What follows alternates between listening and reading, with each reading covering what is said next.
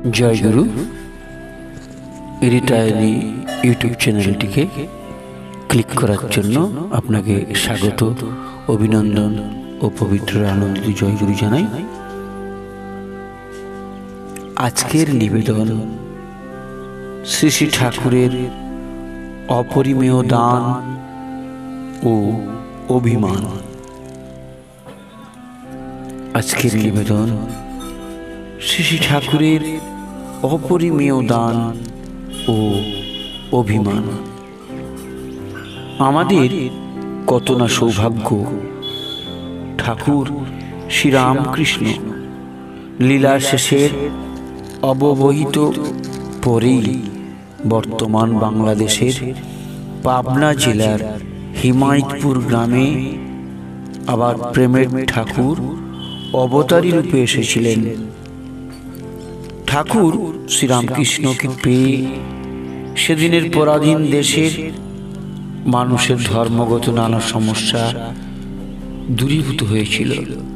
পাশ্চাত্য শিক্ষা ও সভ্যতার প্রভাবে এদেশের নব্যশিক্ষিত যুবকদের দেশীয় ঐতিহ্য ও সংস্কৃতির প্রতি ঘোরতর অবজ্ঞা, খ্রিস্টান পাদ্রীদের নিজ ধর্ম প্রচারের জন্য অন্য ধর্মের প্রতি বিদ্বেষ ও কটূক্তি এবং রক্ষণশীল এদেশের মানুষের প্রাচীন সব কিছুকে গ্রহণীয় মনে করে আঁকড়ে ধরে রাখার প্রয়াস। এই দিনের ঘাত প্রতিঘাত মানুষ বিভ্রান্ত, একিং কর্তব্য বিমূঢ় হয়ে পড়েছিল।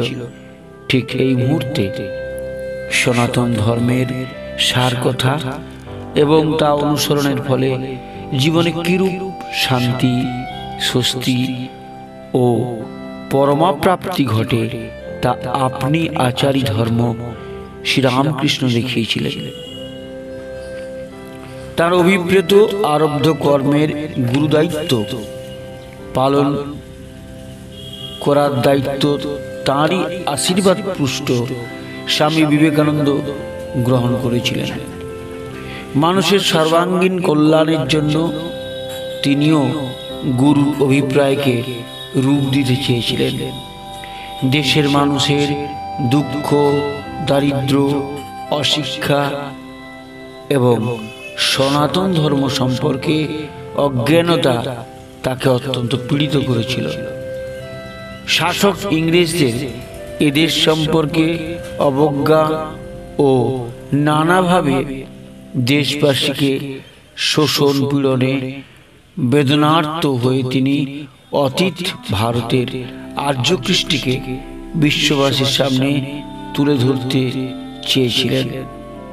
তার কথা ছিল, এদেশের অতি উচ্চ ধর্মদর্শন ও মানব প্রতি বা মানব প্রীতির আদর্শের পরিচয় পেলে শুধু শাসক দলেরই নয়, বিশ্ববাসীরও দৃষ্টি এদেশের প্রতি আকৃষ্ট হবে। কিন্তু অত্যন্ত অল্প বয়সে তিনি বিদায় নিলেন। যদিও তিনি নিজে ছিলেন অসাধারণ মানুষ। এই দুর্দিনে ঘন ঘোর অন্ধকারে আবার একজন অবতারী পুরুষের জন্য আমরা যখন সাগ্রহে প্রতীক্ষা করছিলাম, তখনই এলেন শ্রী ঠাকুর অনুকূল চন্দ্র। পাশ্চাত্যের জ্ঞান, বিজ্ঞান, সাহিত্য, সমাজনীতি, রাজনীতি ধীরে ধীরে এখানে প্রভাব ফেলেছিল। পার্থিব জগতের মানুষের সুখ, স্বাচ্ছন্দ্য ও উন্নতির জন্য পাশ্চাত্য অনেক কিছু করছিল, যে সবের আকর্ষণ এদেশের মানুষকে প্রলুব্ধ করছিল। তাই ঠাকুরকে এসবের সঙ্গে মোকাবিলা করে মানুষ যাতে আশ্বস্ত হতে পারে সে কথা মনে রেখেই তাকে মানুষ গড়ার একটি আদর্শ ছক প্রস্তুত করতে হয়েছিল। প্রতিদিনকার জীবনে ধর্মাচরণ করতে গেলে যাতে মানুষের কোনো অসুবিধা না হয়, সব সমস্যার সঙ্গে বোঝাপড়া করার জন্য মানসিক অবস্থা গড়ে ওঠে এবং ধীরে ধীরে তার ইহলৌকিক ও ও আধ্যাত্মিক জীবন পূর্ণতা পায়, এই দিকেই দৃষ্টি দিতে হয়েছিল ঠাকুরকে। অথচ সনাতন ধর্ম চিন্তাকেই তিনি ঈশ্বর পরিবর্তিত করে তার যুগোপযোগী ব্যাখ্যা দিয়েছিলেন। মানুষ পাপী হোক, দুর্জন হোক, সুজন ভদ্র, ধনী দরিদ্র হোক, যে কোনো সম্প্রদায়ের মানুষকে উদ্ধারের জন্য তার আগমন। তাই তিনি যুগাবতার। বারবার পূর্ববর্তী অবতার বা অবতারীদের স্মরণ করতেই, স্বতন্ত্র প্রকাশ করতেই তার আবির্ভাব।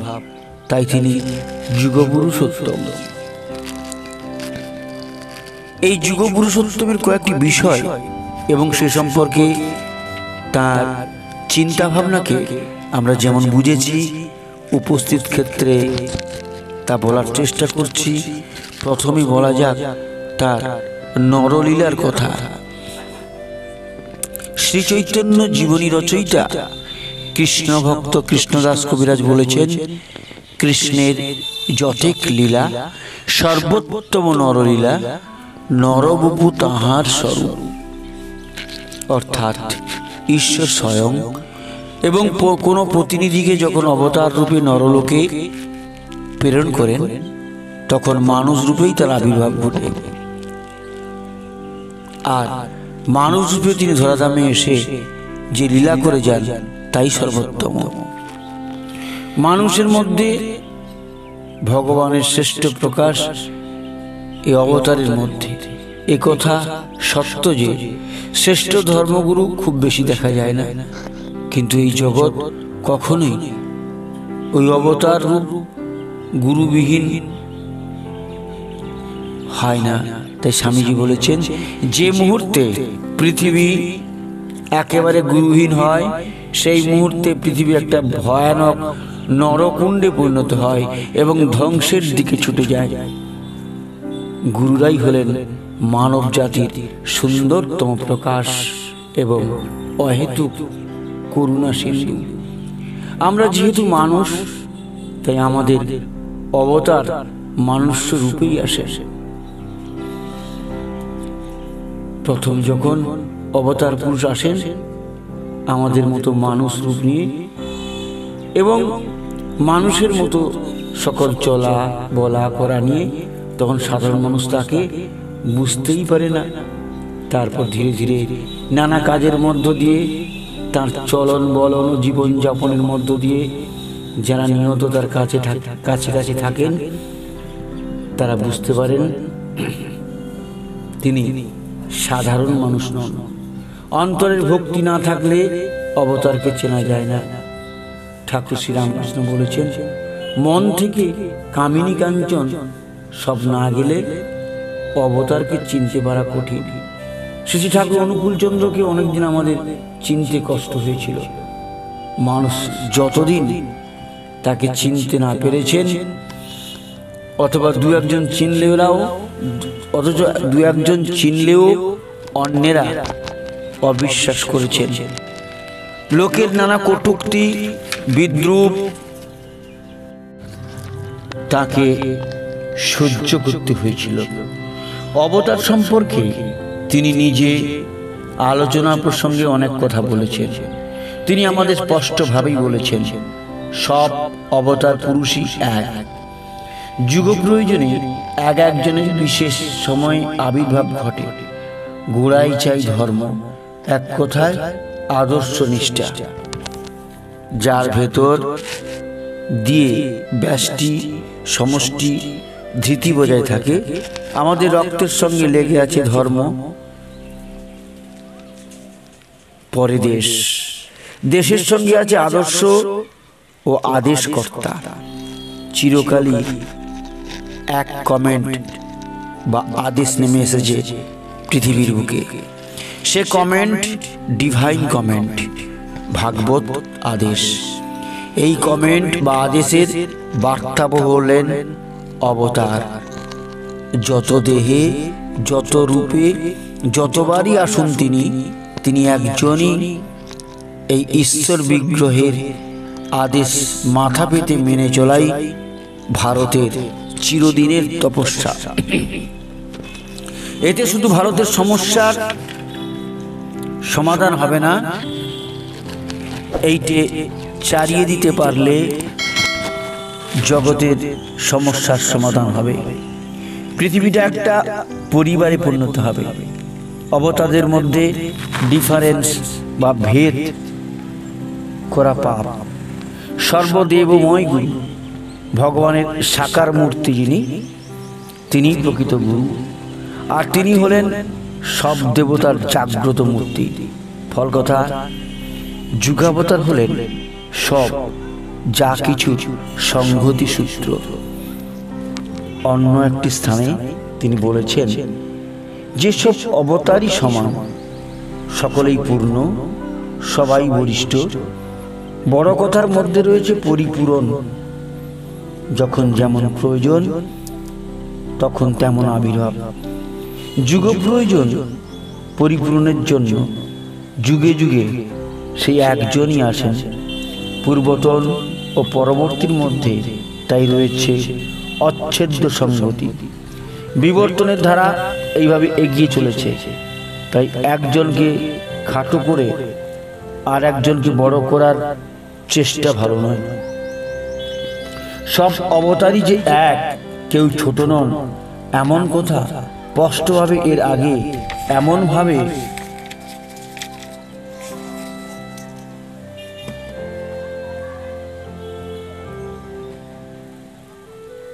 আর কোনো যুগ পুরুষোত্তমের মুখে শুনিনি।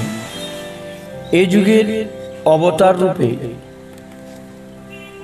বা যুগ পুরুষোত্তম রূপেই তিনি এসেছিলেন। তার মুখেই শুনেছি পুরুষোত্তম সাধারণ মানুষের মতোই জরা, ব্যাধি ও মরণশীল, কিন্তু তৎসত্ত্বেও তিনি তার অব্যয় অক্ষয় স্বরূপের স্মৃতি কখনো বিস্মৃত হন না। তাই তিনি ক্ষয় অর্থাৎ নাশশীল হয়েও তার অতীত বিস্মৃত হন না। তিনি যুগপুরুষোত্তম, তিনি অপূরয়মান ও বৈশিষ্ট্যপালী। মানুষকে বাঁচা ও বাড়ার পথ দেখাতেই তিনি আসেন। মানুষের সৎচিত ও আনন্দময় যে সত্তা, তার পরিবেশনই তার কাজ। আর বাঁচা বাড়া শব্দ দুটির মধ্যে সৎচিত আনন্দ শব্দের অর্থই নিহিত আছে, অর্থাৎ হলো বাঁচা বা বিদ্যমানতা বা অস্তিত্ব।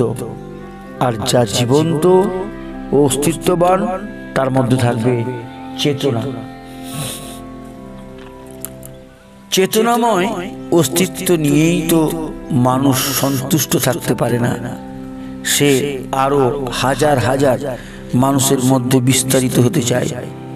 এইটাই আনন্দ, যা সকলকে সেবার ও ভালোবাসার মধ্য দিয়ে আপন করে নিতে চায়।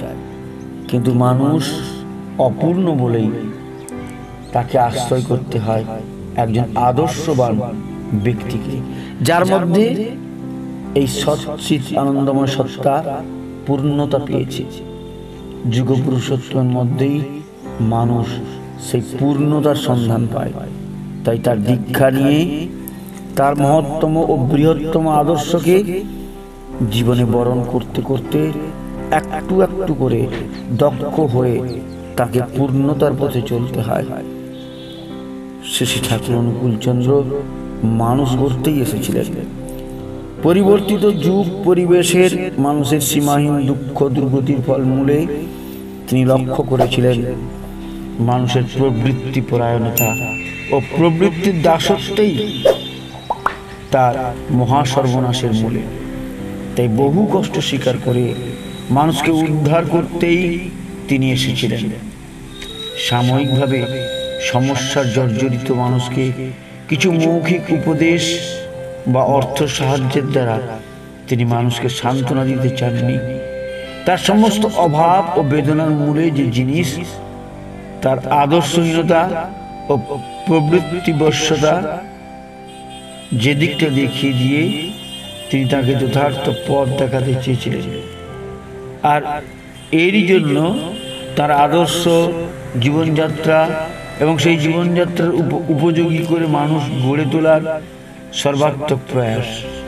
তাই দীক্ষা, সদাচার, পারিবারিক শিক্ষা, বাইরের শিক্ষা, কর্মসম্পাদন, যজন যজন ইষ্টবৃত্তি, সস্তৈনী পালন, নির্দেশ এবং সর্বোপরি মানুষের সুবিবাহের কথা বারংবার তিনি বলে গেছেন। এবং এইসব নির্দেশের এক একটি আদর্শ ছকও তিনি উপস্থিত করেছেন। তার প্রদর্শিত পথ ধরে চলতে পারলে আমরা জীবনের সকল সমস্যার সমাধান নিজেরাই করতে পারব। ব্যক্তি, পরিবার, সমাজ, রাষ্ট্র, কোথাও কোনো সমস্যা থাকবে না। উদ্ভূত সমস্যার দ্রুত সমাধানে আমাদের আকাশ পাতাল ভাবতে হবে না। পরম প্রেমময় দয়াল ঠাকুর আমাদের তাঁর প্রদর্শিত পথে চলার আহ্বান জানিয়েছেন। ব্যক্তিকে বিকশিত করে তোলার জন্য তার কত রকম ভাবে চেষ্টা। ঠিক মতো তার প্রতি নিষ্ঠা নিয়ে, সম্পূর্ণ আনুগত্য নিয়ে ভক্তির পথে চললে পরিবেশ ঠিক হয়ে যাবে ক্রমশ। সব অবতারগণই মানুষকে কামিনী কাঞ্চনের মোহ থেকে দূরে থাকতে বলেছেন।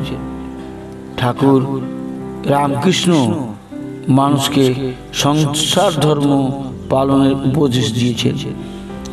কিভাবে সংসার ধর্ম পালন করতে হবে তার ইঙ্গিত দিয়ে গেছেন তিনি। শ্রী শ্রী ঠাকুর অনুকূলচন্দ্র সংসার ধর্ম পালন করে মানুষকে গার্হস্থ্য আশ্রমী হতে বলেছেন। কিন্তু এখানেই আমরা অনেক সময় তাকে ভুল বুঝে থাকি। শ্রী চৈতন্যদেব যুগ প্রয়োজনে সেদিন সংসারী হয়ে সংসার ত্যাগ করে সন্ন্যাসী জীবনযাপন করেছিলেন। সংসারী থেকেও যে তিনি তার আদর্শকে জনগণের সামনে তুলে ধরতে পারতেন না তা নয়। কিছু মধ্যযুগের ইন্দ্রিয় পরায়ণ, নানাভাবে ব্যভিচার শক্ত সেদিনের সমাজ মানুষকে শিক্ষা দিতে গেলে সংসারে থেকে তার ঠিক বোঝানো যাবে না। তাই যুগ প্রয়োজনেই লোক শিক্ষা দেওয়ার জন্যই ছিল তার সংসার ত্যাগ। কিন্তু তাই বলে তিনি তার মতো তার মাতা ও স্ত্রীর প্রতি কর্তব্য বিমুখ ছিলেন না। 19 শতকের গোড়ায় সমাজে নারীদের সম্মানীয় আসন ছিল না, বরং নানাভাবে তারা সমাজে লাঞ্ছিতা হতেন। সংসারে পুরুষদের অধীনে দাসীবৃত্তি করতেই যেন তাদের আগমন। ঠাকুর শ্রী রামকৃষ্ণের সময়ে সেই ধারণাই ছিল অধিকাংশ মানুষের। তিনি এই ধারণার পরিবর্তন ঘটিয়ে নারীরাও যে দেবীত্বে উন্নীত হতে পারেন, তারাও যে স্বামীর পাশে থেকে পবিত্র জীবনযাপনের মধ্য দিয়ে আধ্যাত্ম সাধনায় সহায়ক হতে পারেন, নিজ জীবনের দৃষ্টান্তের মধ্য দিয়ে তা তিনি দেখাতে চেয়েছিলেন। তার লোকশিক্ষা প্রয়োজনে বিশিষ্ট ও স্বতন্ত্র এক দাম্পত্য জীবন। শ্রী ঠাকুর অনুকূলচন্দ্র লোলুপ ভোগীর মতো মানুষকে সংসার ধর্ম পালন করতে উৎসাহিত করেছেন বলে অনেকের ভুল ধারণা আছে। তার নিজ সংসারের পতির কথা উল্লেখ করে এইভাবে তাকে অনেকে ভুল বোঝেন। তিনি স্বয়ং কিভাবে সংসার ধর্ম পালন করেছেন তার মর্ম কেউ জানলেও সকলের তার মর্ম এখনো বুঝে উঠতে পারেননি, বা বোঝেন কিনা সন্দেহ। তিনি স্বয়ং সংসারী হয়েও সংসার ধর্ম পালন করেছিলেন নিরাশী নির্মম হয়ে। নিরাশী নির্মম কথাটি শ্রীমদ্ ভাগবত গীতায় আমরা পাই। ঠাকুর মানুষের সংসার বা মানুষের ধর্মচর্চার কথায় বলেছেন, মানুষ সংসারী হোক তাতে ক্ষতি নেই, কিন্তু নিরাশী নির্মম হলেই হয়, তাতে সংসার কিছু ক্ষতি করতে পারে না। এইটাই মনে প্রাণে বোঝা যায় যে আমি বলতে যাকে বলি সে তার সব কিছু নিয়ে ইষ্ট মানে যার মধ্যে মঙ্গল বসবাস করে। বাঁচা বা যা কিছু করা তা কেবল ওই ইষ্টের জন্য। সংসার ও ইষ্টার্থে সব কিছু নিয়ে সর্বতোভাবে ইষ্টের হয়ে তার আশা আকাঙ্ক্ষা পূরণ করে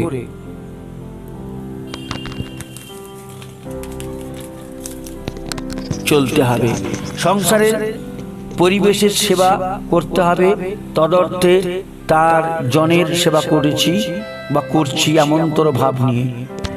একেই বলে নিরাশী নির্মম হয়ে সংসার করা। ঘরে ঘরে এইভাবে চলতে থাকলে সমাজ অজ্ঞাতসারে দেবভাবে উদ্দীপ্ত হয়ে ওঠে।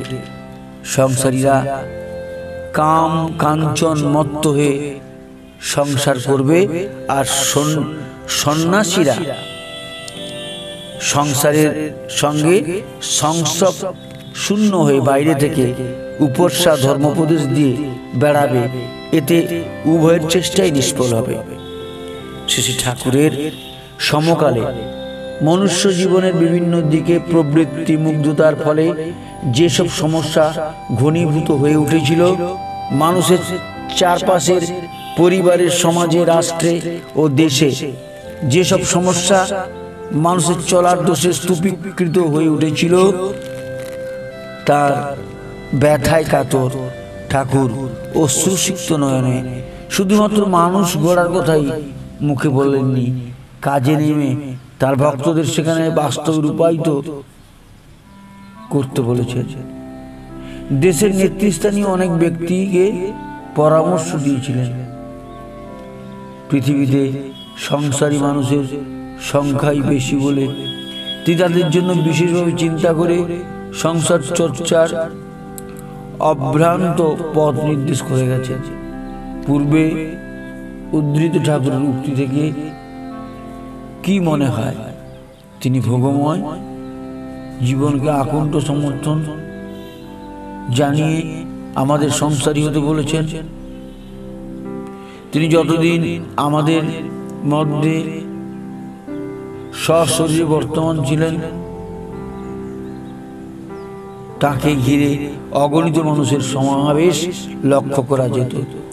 এক মুহূর্ত তার বিশ্রাম ছিল না।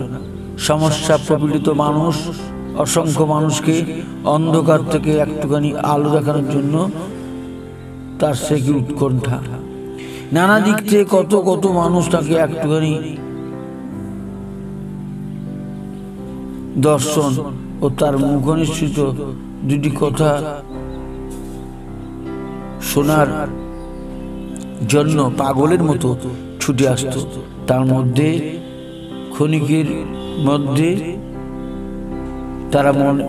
তারা মনের মানুষের সন্ধান পেয়ে যেতেন। তাদের সব প্রশ্ন স্তব্ধ হয়ে যেত। দেশভাগের অব্যবহিত পূর্বে হিমায়তপুর থেকে দেওঘরে এসে শ্রী ঠাকুর যখন আশ্রম প্রতিষ্ঠা করলেন, হিমায়তপুর আশ্রমের মতো তখনও এখানে অজস্র ভক্ত ও কৌতূহলী অদীক্ষিত মানুষদের সমাগম হতো। উৎসবগুলির সময় তো জনসমুদ্রে জোয়ার আসত। সেই চিত্রের প্রত্যক্ষদর্শী এখনো অনেকেই আছে।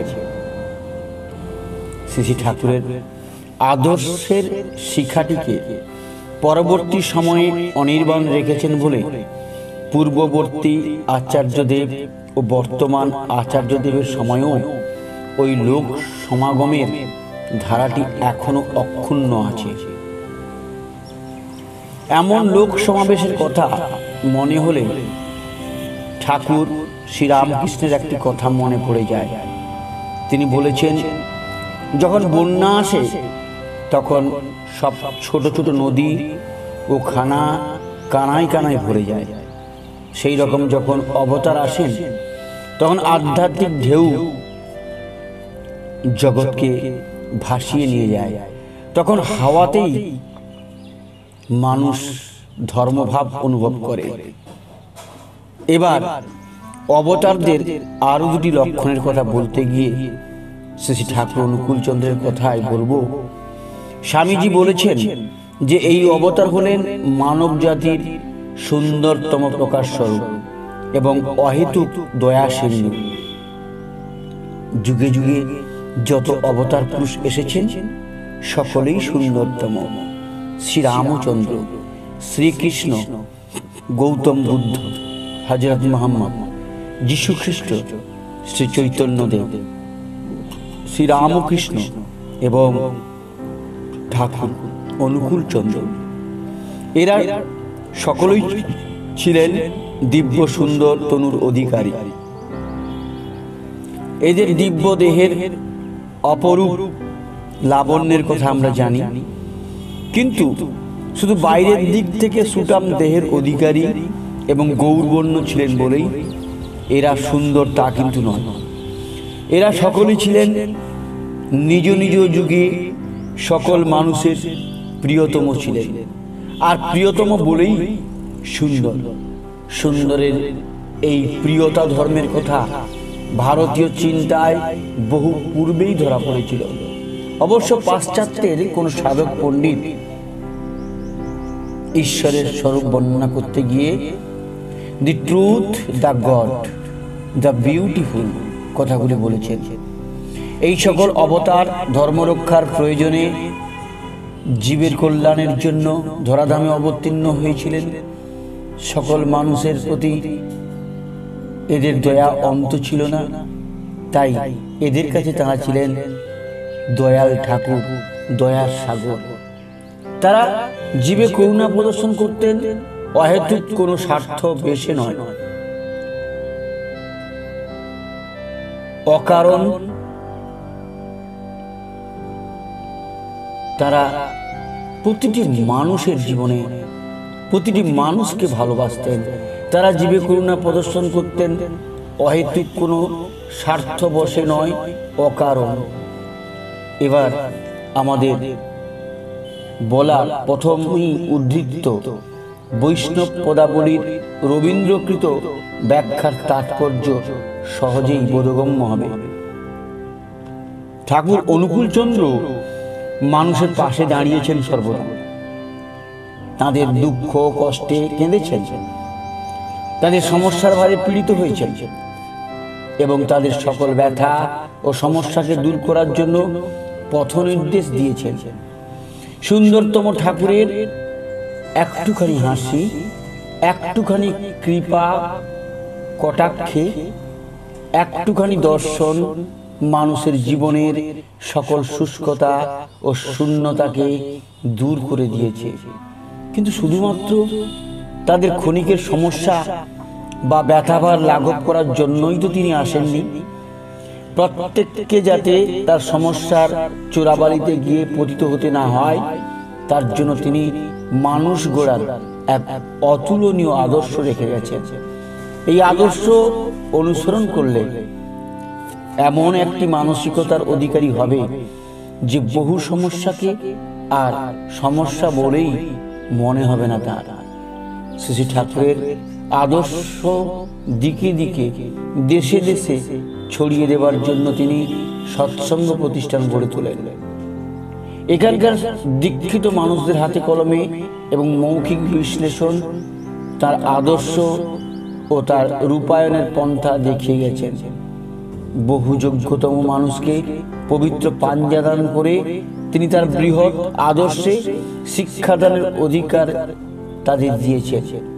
এরাই ঋত্বিক, প্রতিঋত্বিক, সহপ্রতিঋত্বিক ইত্যাদি নামে পরিচিত। এদের সম্পর্কে আলোচনা প্রসঙ্গে নানা স্থানে ঠাকুর বলেছেন, এরা হলেন মানুষ গড়ার কারিগর। শ্রী ঠাকুর চেয়েছিলেন তাঁর আদর্শে এদের জীবন হবে ভরপুর এবং চলনে বলনে মানুষের প্রতি সেবায় ভালোবাসায় এরা হবে সদা প্রসন্ন। এরা হবে নির্লোভ, নিরহংকার ঠাকুরের কথায় আপন ভোলা এবং সকল ক্ষুদ্রতা নীচতার ঊর্ধ্বে, এদের উপরই ঠাকুরের আদর্শ প্রচার এবং সৎসঙ্গ আন্দোলন নির্ভর করছে। এদের দায়িত্ব কর্তব্য অত্যন্ত গুরুতর। দেশের চেহারা বদলে দিতে, পৃথিবীকে স্বর্গে পরিণত করে তুলতে এরাই পারেন, যদি এরা অক্লান্ত পরিশ্রমে ইষ্টের কাজ করে যান। এদের সামান্য ইষ্টকর্মকে ঠাকুর শত মুখে প্রশংসা করেছেন এবং বারবার তাদের অগ্রসর হয়ে চলার জন্য উদ্বুদ্ধ করেছিলেন। শ্রী ঠাকুরের সমস্ত কিছু বক্তব্য ও নির্দেশের মধ্যে চমৎকার একটি সংগতি সব সময় লক্ষ্য করা যায়। তিনি ছিলেন আর্য কৃষ্টির পতাকাবাহী।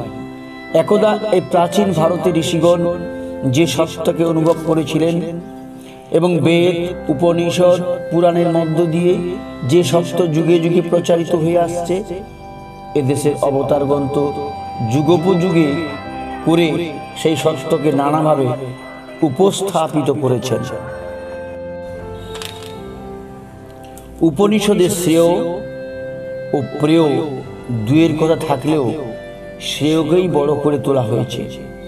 আত্মত্যাগের মন্ত্রে মানুষকে উদ্বুদ্ধ করা হয়েছে। নিখিল জীবকে ভালোবাসার কথা বলা হয়েছে, কারণ সকলের মধ্যে সেই একেরই অবস্থান। ব্রহ্মের প্রতি ঐকান্তিক নিষ্ঠা ও ভক্তি যাতে অবিচল থাকে, তার জন্য অল্প বয়স থেকে দীক্ষার কথাও সেখানে আছে। উপনিষদের যুগে সামগান মুখরিত হোমধূম শুচিস্মিত তপবনের ঋষি একদা পরম ব্রহ্মের কাছে যে প্রার্থনা জানিয়েছিলেন, কালে কালে সেই প্রার্থনা কিভাবে এসে আমাদের ঠাকুরে রূপ লাভ করেছে তা আমরা একটুখানি দেখতে চাইছি। আর তাহলেই বোঝা যাবে আমাদের ঠাকুর সেই একই বাণীর ধারক ও বাহক ছিলেন। তপবন ঋষির প্রার্থনাটি এইরূপ: অসতমাং সদগময়, তমসমাং জ্যোতির্গময়, মৃতমাং অমৃতমগময়।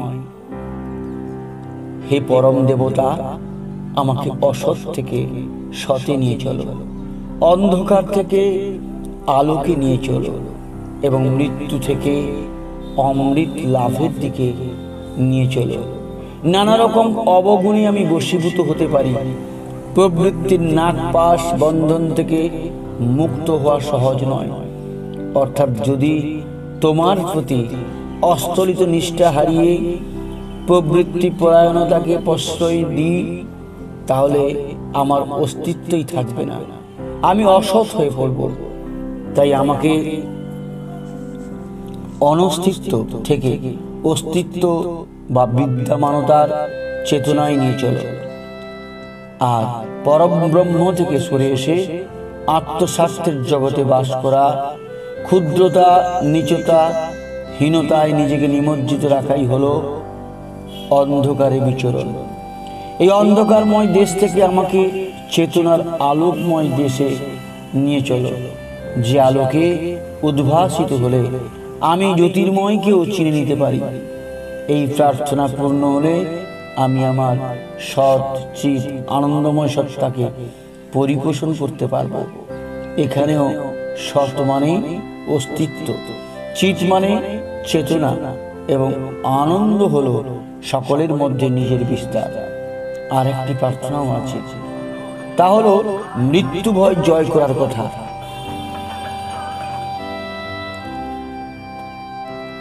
আমাদের আনন্দময় স্বচ্ছন্দ জীবনযাত্রা পথে সবচেয়ে বড় বাধা হলো মৃত্যু।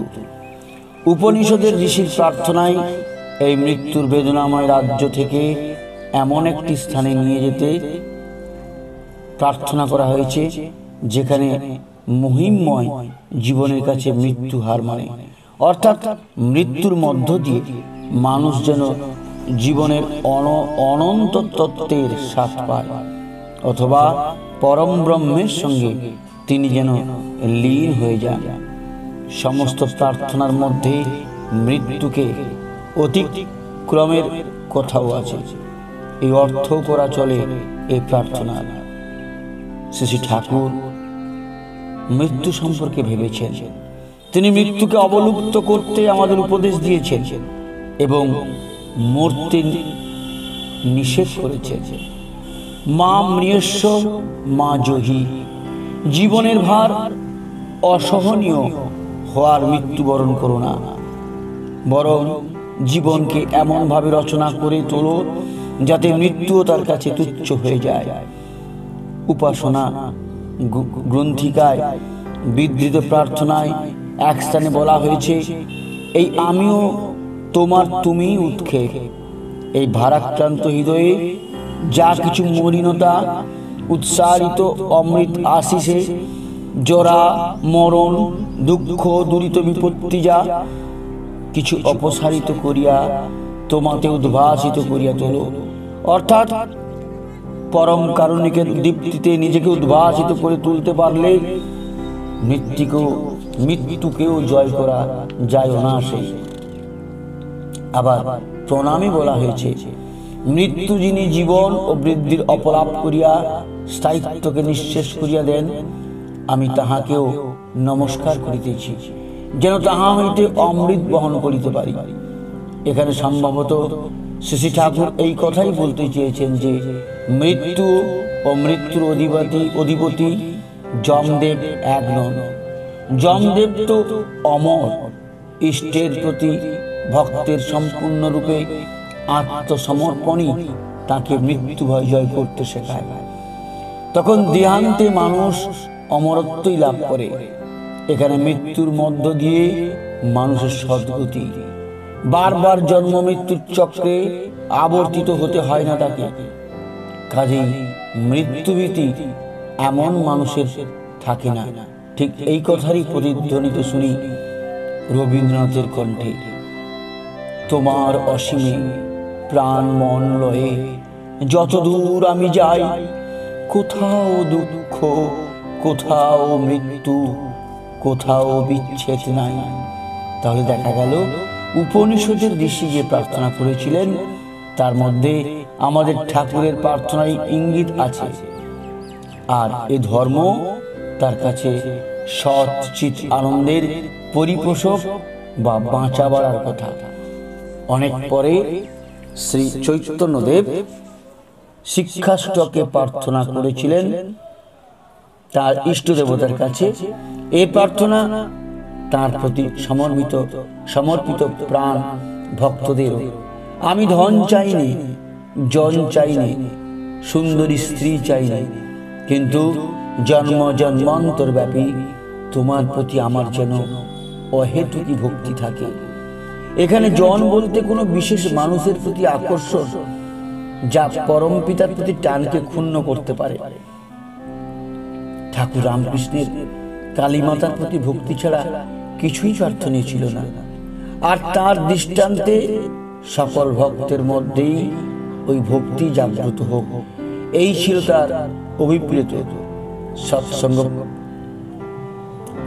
পাবলিশিং হাউস থেকে প্রকাশিত উপাসনা গ্রন্থিকায় হিন্দি ও মৈথিল ভাষায় মিশ্রণে সকাল সন্ধ্যা ও সকাল সন্ধ্যা উভয় সময়ে দুটি করে প্রার্থনায় নিয়মিত করতে বলেছেন। প্রাতঃকালীন বিনোদীতে সৎ নামের মহিমা প্রথমেই স্মরণ করে সকলকে এই নাম গ্রহণের জন্য উদাত্ত আহ্বান করা হয়েছে। তার বন্দনা, নাম কীর্তন, তার ধ্যানের দিকটিতে এখানে জোর দেওয়া হয়েছে। সদ্গুরুকে আশ্রয় করেই ওই বন্দনা ও নাম ধ্যানের মধ্য দিয়েই যে মানুষ মুক্তি তীর্থে পৌঁছতে পারে সে কথাই এ প্রার্থনায় বলা হয়েছে। সন্ধ্যাকালীন বিনোদীতে তার নিকট ভক্তি ভরে দয়া প্রার্থনা করা হয়েছে। ভক্তের চিত্ত যেন সবসময় তাতে সংলগ্ন হয়ে থাকে। ভক্ত সাধু সঙ্গ করে সাররস লাভ করেছে, এখন গুরুকে আশ্রয় করে যেন সে পরম পিতার সান্নিধ্য লাভ করে। ভক্তের অজস্র ত্রুটি, তবু ইষ্টের প্রতি তার অচলা ভক্তি, তাই দয়া করে তিনি তাকে বঞ্চিত করবেন না, এই বিশ্বাস তাঁর। আরো স্পষ্টভাবে, আরো সহজ করে একজন ভক্তের প্রশ্নের উত্তর দিতে গিয়ে আলোচনা প্রসঙ্গে চতুর্থ খণ্ডে শ্রী শ্রী ঠাকুর যা বলেছিলেন, এখানে তাও উদ্ধারযোগ্য বলে মনে করছি। তিনি বলেছেন, প্রার্থনা করতে হয়, তুমি আমার চিরকাল থাকো, সারা বুক জুড়ে থাকো, হৃদয় জুড়ে থাকো, আর আমার যা কিছু তোমাতে সার্থক হয়ে উঠুক, তাতেই মানুষ কৃতি হয়, সরৈশ্বর্যশালী হয়ে ওঠে। তাকে নিজের মনের মতো করে চাইতে নেই, তার মনোমতো হওয়ার আকুতি রাখতে হয়। আমি যেন তোমাকে ভালোবাসতে পারি। যে প্রার্থনায় তাকে ভালোবাসা সম্পর্কে সংশয় আছে, ও প্রার্থনা ভালো নয়। আমি ছেলেবেলা থেকে কখনো ওভাবে প্রার্থনা করিনি। মনে আসলেও ভেবেছি ওতে তো আমার কাম সারা। রবীন্দ্রনাথ ঠিকই বলেছেন ধর্মগ্রন্থে যে দেবতার কাছে কি প্রার্থনা করতে হবে তার ঠিক আমরা জানি না। আমাদের অধিকাংশের প্রার্থনা সকাম। বিশেষ করে শাক্ত সম্প্রদায়গণ দেবীর কাছে রূপ, ধন, যশ, জয় ইত্যাদি প্রার্থনা করেন। ঠাকুর এই প্রসঙ্গে বলেন যে পরম পিতার কাছে নিজের জন্য বা নিজ পরিবারের জন্য কিছু চাওয়া কখনোই ঠিক নয়। ওরা চাইতে জানে না দয়াময়, চাহে ধন, জন, আয়ু, আরোগ্য, বিজয়। আবার রবীন্দ্রনাথের প্রসঙ্গ এনে ঠাকুর বলেছেন, যাহা পাই তাহা ভুল করে চাই, যাহা পাই তাহা চাই না। বলতে হয়, তোমার ইচ্ছা পূর্ণ হোক। আমাদের মঙ্গল কিসে তা আমরা জানি না, তাই তার উপর ভার দেওয়াই ভালো। তার জন্যই আমাদের জীবন। তাই সবসময় লক্ষ্য রাখতে হয় ও বাস্তবে তাই করতে হয়। শ্রী চৈতন্য, শ্রী রামকৃষ্ণ, শ্রী ঠাকুর তিনজনেই তাদের আরাধ্য দেবতার কাছে কেবল ভক্তিই চেয়েছেন। একই সঙ্গে ঠাকুর অনুকূলচন্দ্র গীতার নিষ্কাম কর্ম বা ফলাকাঙ্ক্ষাহীন হয়ে কর্ম করার যুগোপযোগী নির্দেশ দিয়েছেন। যা কিছু কর্ম করতে হবে তদর্থে নিজের সংসারকে মনে করতে হবে তাঁরই জন্য অর্থোপার্জন এবং তাকে খুশি করার জন্য মানুষের সেবা। ইষ্টের প্রতি অচ্যুত নিষ্ঠা ভক্তি নিয়ে সমস্ত কাজকে তাঁরই মনে করার মধ্যে গীতার নিষ্কাম কর্মের সার কথাটি ঠাকুরের বক্তব্যে ফুটে উঠেছে নাকি? মানুষের শোচনীয় দুর্গতিপূর্ণ অবস্থা দেখে তাদের উদ্ধারের জন্য যুগপুরুষোত্তম এসেছিলেন। শ্রী বরদা ও পরম পূজ্য বর্তমান আচার্যদেব তাঁরই কৃষ্টিজাত সন্তান রূপে ঠাকুরের আদর্শের ধারাকে প্রবহমান রেখেছেন। কিন্তু তবু আমাদের মধ্যে এখনো সমস্যা পর্বত প্রমাণ কেন? পার্থিব জীবনে জ্বালা যন্ত্রণার হাত থেকে আমরা সম্পূর্ণ মুক্তি হতে পারছি কই? স্বাস্থ্যহীনতা, অপশিক্ষা, বেকারত্ব, রোগ, শোক, অকাল মৃত্যু এসব তো রয়েই গেছে। প্রবৃত্তির দাসত্ব থেকে আমরা বেরিয়ে আসতে পারছি কোথায়? এর জবাবে প্রথমেই বলা যায়, পৃথিবীর মানুষের সংখ্যায় তুলনায় আমরা সৎসঙ্গীরা কতজনকে ঠাকুরের আদর্শের ছায়াতলে এ পর্যন্ত আনতে পেরেছি। আমরা তো পার্থিব উন্নতির কথাই ভাবি, অথচ উন্নয়ন বলতে ঠিক কি বোঝায়? তা কি আর্থিক পার্থিব উন্নতি, নাম খ্যাতি, সামাজিক প্রতিষ্ঠা? জীবনের পরমাগতি আমাদের কি? আমাদের অপূর্ণ জীবনের পূর্ণতা বলতে কি বোঝায়? এই জীবনকে আশ্রয় করেও যে পূর্ণতার লগ্নে ঈশ্বর প্রাপ্তি ও তার পাদপদ্মে স্থান লাভ,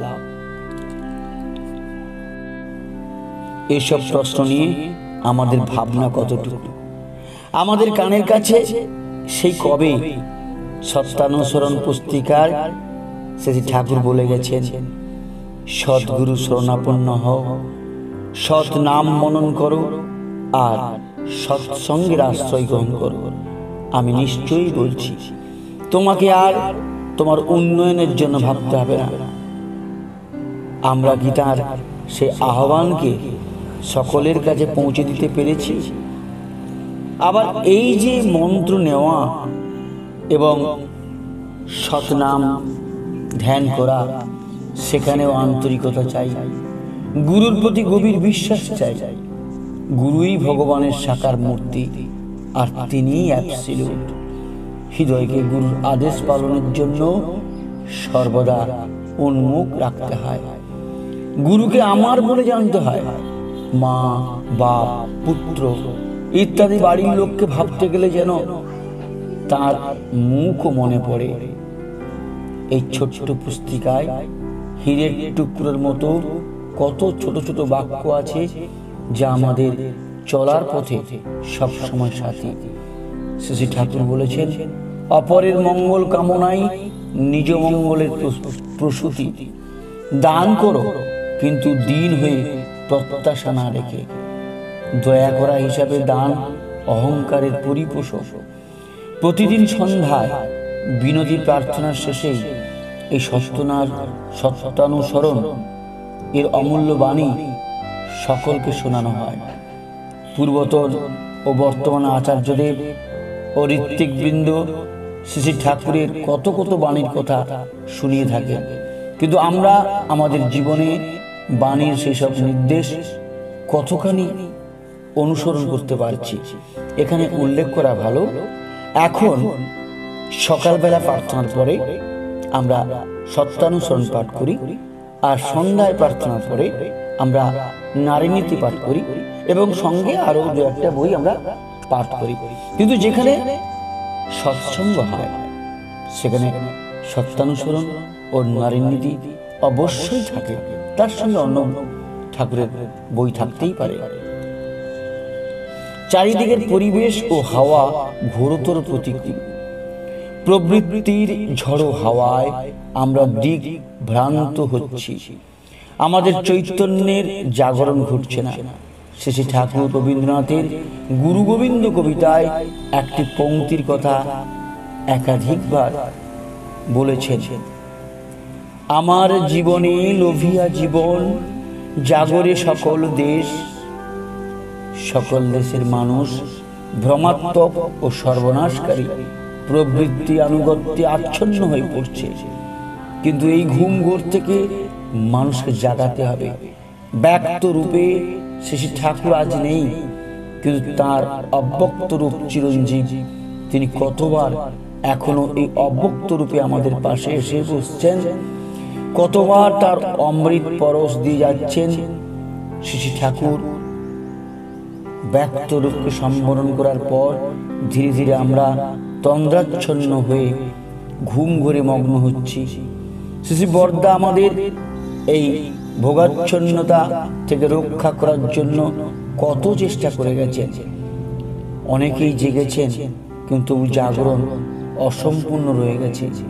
বর্তমানে আচার্যদেব তাই দিকে দিকে আমাদের কাল ঘুম থেকে উদ্ধার করার জন্য দীক্ষার জোয়ার এনেছেন। লক্ষ লক্ষ মানুষকে দীক্ষা দিয়ে যদি তাদের যজন যাজন ও ইষ্টবিধির মর্ম ঋত্বিকগণ বুঝিয়ে দিতে পারেন, যদি তাদের নাম ধ্যান পরায়ণ করে সেবামুখী করে তুলতে সহায়তা করেন, তাহলে সৎসঙ্গের জয়যাত্রার রথ রোধ করার কার সাধ্য? দেশের বিভিন্ন প্রান্তে নির্মীয়মান মন্দির বিহারগুলির দ্রুত সমাপ্তি ও উদ্বোধন হচ্ছে। নানা অঞ্চলে শ্রী ঠাকুরের ভাবধারা জনগণের মধ্যে উৎসবের মধ্য দিয়ে ছড়িয়ে পড়ছে। দেওঘরের ঋত্বিক সম্মেলনে প্রতি বছর বর্তমান আচার্যদেবের অতি মূল্যবান সার গর্ভ ভাষণ ঋত্বিকদের বর্তমান পরিস্থিতিতে পথ নির্দেশ করছে। তাদের গুরুদায়িত্ব এখন বহুগুণ বৃদ্ধি পেয়েছে। এমন অবস্থায় লক্ষ লক্ষ সৎসঙ্গীর আর ঘুমিয়ে থাকা চলে না। আলস্য জড়তা শ্রম বিমুখতাকে ত্যাগ করে জাগ্রত হওয়ার মহেন্দ্রক্ষণ এই। তাই কবির কথায় প্রতিধ্বনিত করে বলতে ইচ্ছে করে, জাগরে জাগরে চিত্ত জাগরে, জাগরে জাগরে চিত্ত জাগরে, জানি না কিসের লাগি অতল উঠেছে জাগি, বাহু তোলে কারে মাগি আকাশে, পাগল কাহার দীপ্ত আভাসে। সকল সমস্যার ঊর্ধ্বে ঠাকুরের আদর্শে অনুপ্রাণিত মানুষের সেবা তৎপর সদানন্দময় সৎসঙ্গী অনেক আছেন। তাঁরই সাধারণ সৎসঙ্গীদের নানাভাবে ঠাকুরের ভাবধারায় উজ্জীবিত করতে পারেন। তার আর সর্বোপরি আমাদের সামনে রয়েছেন শ্রী ঠাকুরের ভাবে সদা বিভোর, গভীরভাবে মানবপ্রেমী, মানুষের স্বচ্ছন্দ ও কল্যাণকর জীবনযাত্রার পথে অনির্বাণ দীপবর্তিকা পরম পূজ্যপাদ আচার্যদেব শ্রী দাদা। তাই হতাশ হওয়ার কিছু নেই, মনের মধ্যে এই বিশ্বাস আমাদের অটুট যে ঠাকুর আমাদের সকল স্খলন পতন দোষ ত্রুটি সত্ত্বেও আমাদের ত্যাগ করেন না। আমরা যখন তার আদর্শের সঙ্গে যুক্ত হয়েছি এবং তার পবিত্র পতাকা বহন করবার সংকল্প গ্রহণ করেছি, তখন আবার আমাদের ঠাকুরের অত্যন্ত প্রিয় কবি রবীন্দ্রনাথের কথাই স্মরণ করছি। তোমার পতাকা যারে দাও তারে বহিবারে দাও শকতি, তোমার পতাকা যারে দাও তারে বহিবারে দাও শকতি। মনে রাখতে হবে, দেশের বর্তমান পরিস্থিতি হাজারো সমস্যায় জর্জরিত ব্যক্তি জীবন ও সমষ্টি জীবন, সমাজ ও দেশের ওপর গভীর প্রভাব বিস্তার করছে। মানুষের সুস্থ স্বাস্থ্য থেকে নির্ভয়ে পথ চলাই এখন মুশকিল হয়ে আসছে। প্রবৃত্তিতন্ত্রী হয়ে পড়ছে মানুষ, ইষ্টতন্ত্রী না হয়ে। কিছু কিছু রিপুর প্রাবল্য মানুষকে বিধ্বস্তির পথে নিয়ে যাচ্ছে। এমন অবস্থায় সহপতি ঋত্বিক ও ঋত্বিকদের দায়িত্ব বেড়ে গেছে খুব। শ্রী ঠাকুরের অতি উদার জীবন দর্শন, মানব প্রেম ও মানব রূপায়ণে ভূমিকার কথাটি পৌঁছে দিতে হবে। আচার্যদেবের সঙ্গও চাই। মানব জীবনকে সুন্দরভাবে গড়ে তোলার জন্য শ্রী ঠাকুরের নিরন্তর প্রয়াসের বিরাম ছিল না। এ ব্যাপারে তিনি ঋত্বিকদের ওপরও এ কাজের দায়িত্ব দিয়েছিলেন অনেকখানি। তার এই ঋত্বিক নির্ভরতার বিষয়টি তার শ্রীমুখেই শোনা যেতে পারে। কিছু সংখ্যক ভক্তদের সামনে 15/7/48 তারিখে শ্রী বরদাকে শ্রী ঠাকুর বলেছিলেন, ঋত্বিকের প্যাশন বা অবস্থা ম্যাজিস্ট্রেটের বড় হয়ে যাবে। মানুষকে সব দিক দিয়ে বড় করে তোলাই হওয়া চাই ঋত্বিকদের নেশা ও পেশা। আড়ে হাতে লাগলে হবে। মানুষের দুঃখ দারিদ্র দুর্বলতা উড়িয়ে দিতে হবে। এই হলো ঋত্বিক দেবতার কাজ। এখানে লক্ষ্যযোগ্য যে শ্রী ঠাকুর ঋত্বিককে দেবতা বলেছেন। এই গ্রন্থেরই অন্যত্র আবার তিনি জানালেন, ঋত্বিকের ডিউটি বা কর্তব্য হলো তাই করা যাতে কয়েকটা ফ্যামিলি বা পরিবার নেচার পুষ্ট হয়, উন্নত হয়, বিকশিত হয়। আর এটা না হলে তার জীবনই ব্যর্থ।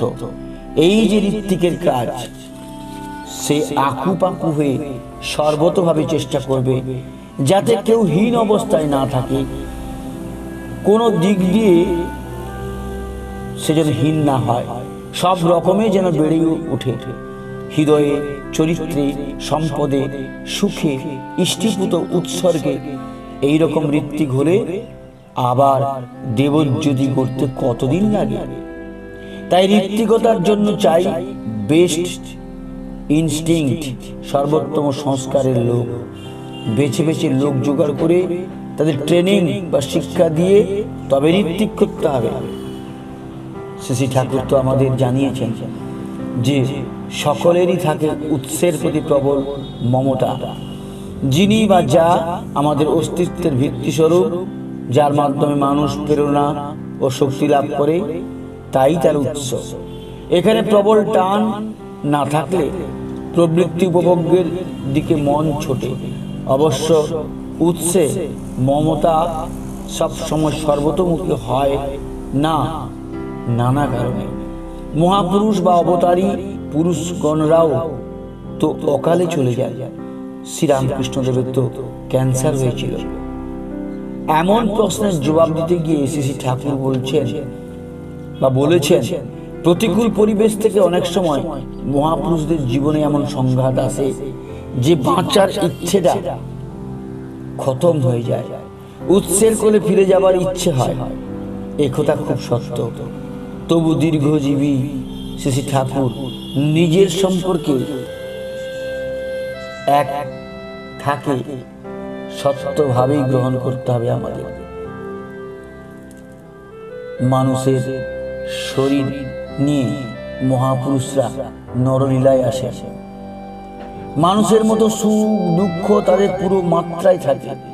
শ্রীকৃষ্ণ তার চোখের সামনে যাদবদের ওই রকম দুর্গতি চোখের সামনে দেখে তার মন ভেঙে গেল, জীবনের আকর্ষণ থাকলো না।